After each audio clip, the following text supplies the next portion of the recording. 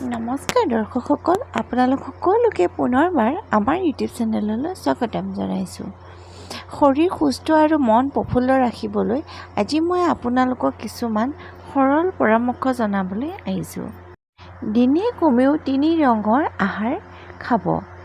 আপোনাৰ দৈনন্দিন ভাত সাজত সেউজীয়া, হালধীয়া আৰু ৰঙচুৱা শাক-পাচলি বা ফল-মূল অন্তৰ্ভুক্ত কৰক। বিভিন্ন ৰঙৰ খাদ্যত বিভিন্ন ভিটামিন আৰু মিনাৰেল থাকে।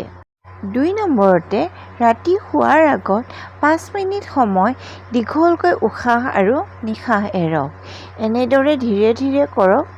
ই আপোনাৰ মনৰ চাপ কমাব আৰু টোপনিৰ গুণাগুণৰ মান বৃদ্ধি কৰিব।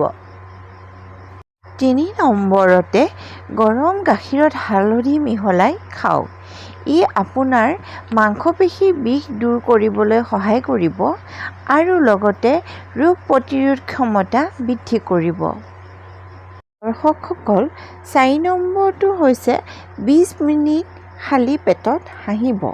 ৰাতিপুৱা খালী পেটত যদি আপোনালোকে হাঁহে, তেতিয়াহ'লে আপোনালোকৰ মেটাবলিজম বৃদ্ধি হ'ব। 5 নম্বৰতে হৈছে যে খাদ্য খোৱাৰ 30 মিনিট আগতে পানী খাব। ই খাদ্য হজম হোৱাত সহায় কৰিব আৰু পেট ফুলাৰ সমস্যা কমাব। দৰ্শকসকল, স্বাস্থ্য আমাৰ সকলোতকৈ মূল্যৱান সম্পদ। ইয়াক সুৰক্ষিত কৰি ৰাখিবলৈ আমি এই সৰু সুৰা অভ্যাসবোৰ আজিৰ পৰা আৰম্ভ কৰিব লাগিব। দৰ্শকসকল, আজিৰ ভিডিঅ'টো ইমানেই আছিল। পুনৰ লগ পাম আকৌ এটা নতুন ভিডিঅ'ৰ সৈতে।